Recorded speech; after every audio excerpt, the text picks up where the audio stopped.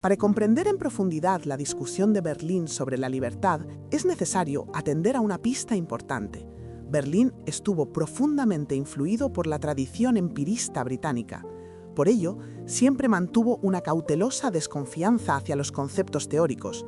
En su horizonte intelectual, aunque la teoría política no puede prescindir de construcciones conceptuales abstractas, éstas siempre entrañan riesgos.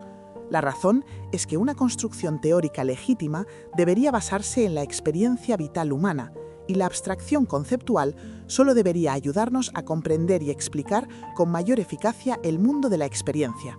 Sin embargo, las construcciones teóricas y legítimas, aunque también nacen de la experiencia humana, pueden ir distorsionándose paso a paso debido a abstracciones inadecuadas hasta terminar alejándose por completo del mundo de la experiencia.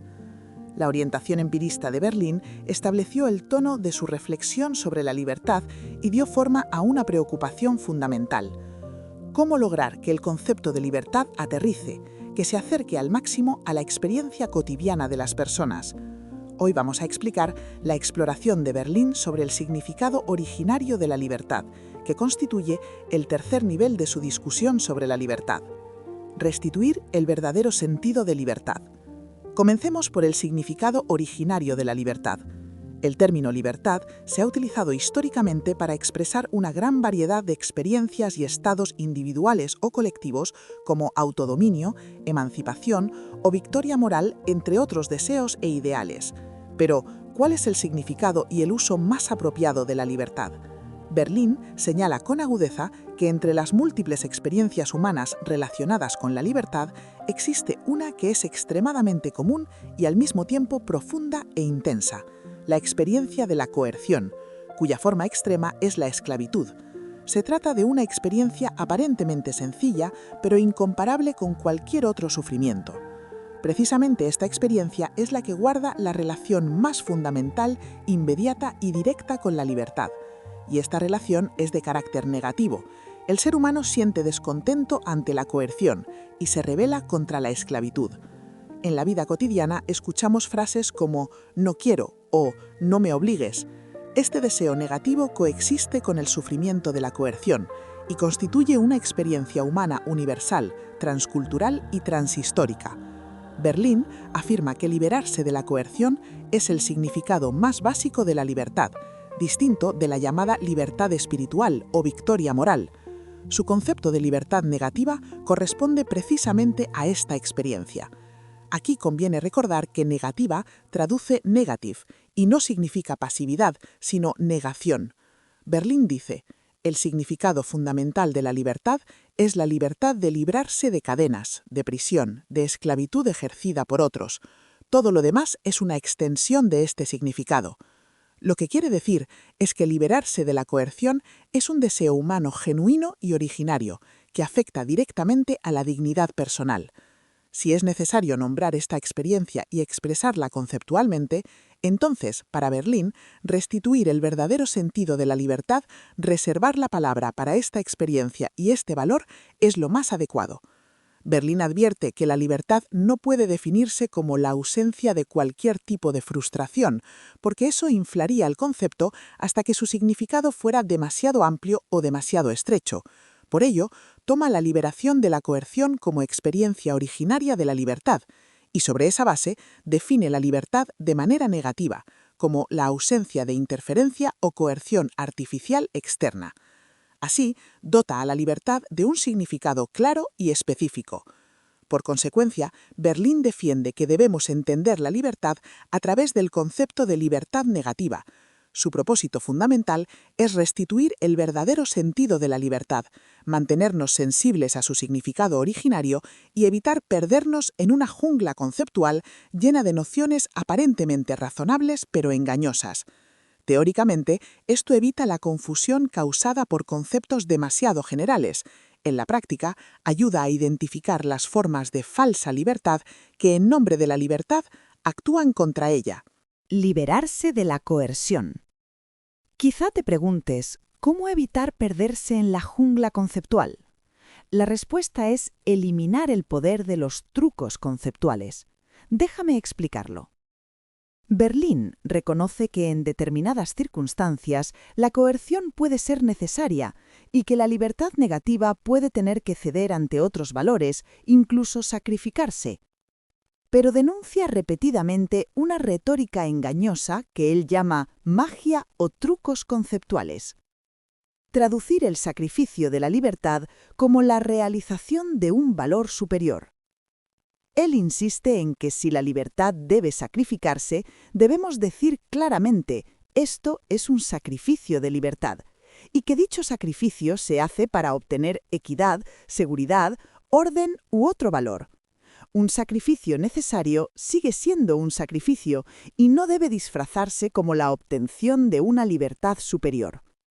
Si una persona, por inmadurez, ignorancia o impulsos irracionales, necesita ser coaccionada para evitar un desastre, debemos decir que se le impone coerción por su propio bien, pero incluso la coerción justificada sigue siendo coerción y no debe reinterpretarse como obedece su verdadera voluntad, ni mucho menos como si esa fuera su voluntad auténtica, aunque él mismo no lo sepa. Tampoco podemos reinterpretar la coerción que priva de libertad como si en esencia no fuera coerción y por tanto la persona, en esencia, siguiera siendo libre. Este tipo de trucos conceptuales, llevados al extremo, podrían incluso explicar una violación como la satisfacción del deseo más profundo y oculto de la víctima. Para Berlín, muchos desastres políticos en la historia tienen su origen teórico en conceptos de libertad que se alejan del mundo de la experiencia, así como en la manipulación y distorsión del concepto de libertad. Lo más estremecedor en la historia política es proclamar la coerción como verdadera libertad, en nombre de la libertad. Esta es la magia conceptual que Berlín detestaba profundamente. El concepto de libertad positiva es especialmente vulnerable a este destino, en gran medida porque está más alejado del mundo de la experiencia que la libertad negativa. Desactivar estos trucos conceptuales es una de las razones por las que Berlín insiste en definir la libertad de manera negativa. En este sentido, puede decirse que Berlín prefería la libertad negativa y era más cauteloso con la libertad positiva. Esta impresión general, aunque no del todo precisa, no es un malentendido popular. El valor de la libertad. Pasemos al tercer punto de hoy. La libertad no es suprema, pero tampoco es un valor ordinario. Berlín no defiende un libertarismo absoluto. Repite que la libertad negativa no es el único valor que persiguen las personas, ni en muchos casos el más prioritario. Que una persona esté libre de coerción no garantiza que tenga una vida feliz. En muchos casos, el valor de la libertad debe compararse con otros objetivos y sopesarse cuidadosamente, e incluso puede ser necesario comprometerla. Pero al mismo tiempo, Berlín insiste en que la libertad es un valor extraordinariamente importante. Sin libertades básicas, la vida de una persona cae en un estado de no querer, y en ese sentido su vida es moralmente incompleta. Por muy justificadas que estén las coerciones externas, la cuestión de si la persona está dispuesta sigue teniendo un peso moral decisivo. Si alguien, por muy nobles que sean sus motivos, intenta borrar por completo el peso moral de la libertad, Berlín diría que está atentando contra una verdad fundamental. Es una persona, un ser que debe vivir su propia vida. Berlín sabe que esta verdad se basa en una concepción individualista y que será objeto de controversia. Aún así, la defiende sin vacilar. Es evidente que para Berlín la voluntad personal es de enorme importancia.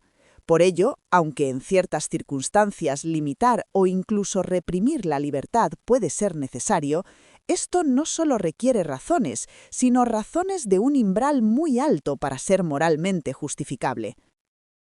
Evaluación de Berlín. Con esto concluimos el libro 4 ensayos sobre la libertad. Berlín murió en 1997.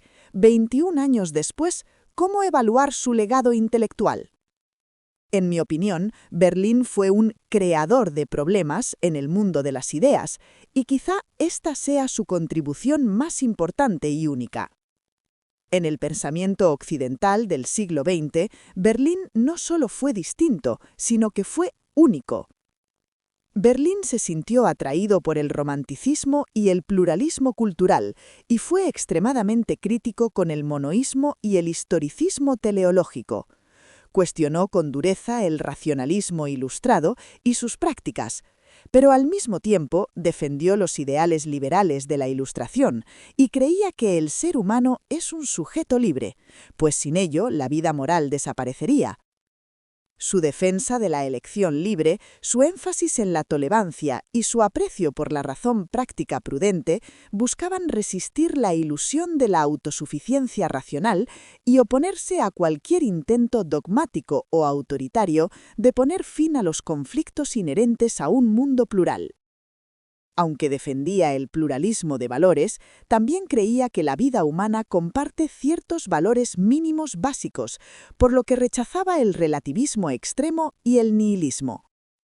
El esfuerzo intelectual de Berlín fue discriminar dentro de la tradición ilustrada y abrir un horizonte de herencia crítica.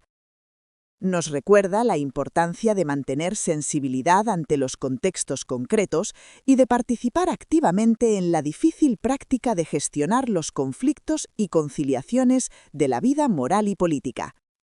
Para resumir las 5 sesiones, partimos del pluralismo de valores, la postura más fundamental de Berlín, y explicamos los 3 niveles de su reflexión sobre la libertad. Primero, la distinción entre 2 conceptos de libertad. Segundo, la crítica a las distorsiones y abusos del concepto de libertad, especialmente los de la libertad positiva, más peligrosos por su capacidad de disfraz. Y tercero, lo que hemos visto hoy, que el liberarse de la coerción es el significado originario y cotidiano de la libertad, y que el concepto de libertad negativa es el que mejor se ajusta a este sentido básico. Con esto hemos terminado la interpretación de 4 ensayos sobre la libertad. Espero que te haya gustado y te animo a compartirlo con quienes puedan estar interesados. Nos escuchamos en la próxima ocasión. Hasta entonces.